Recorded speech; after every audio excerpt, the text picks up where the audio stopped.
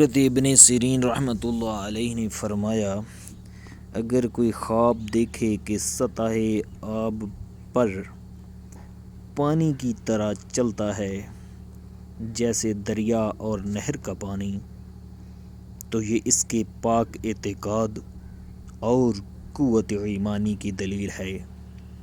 اگر صاف اور خوشگوار پانی بہت ہے تو یہ اس بات کی دلیل ہے کہ اس کی عمر دراز اور خوش عیش ہوگا، اور اگر گندلا پانی پیا ہے تو اس بیمار ہونے کی علامت ہے، باعث پشیمانی ہے۔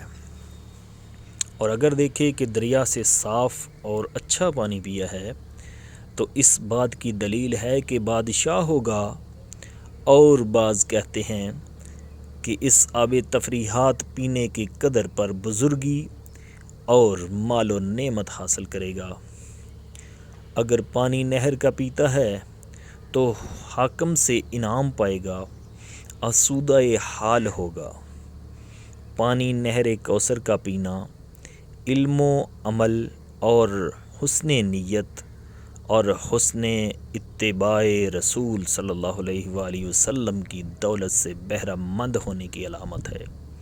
پانی میں خود کو نہاتا دیکھنا، بیمار ہو تو شفا پائے گا، اگر تندرست دیکھے تو کامیابی حاصل ہوگی۔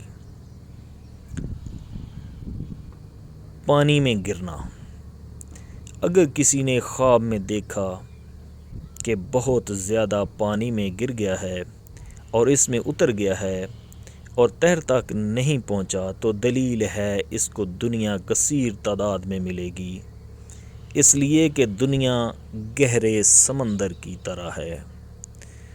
واللہ اعلم۔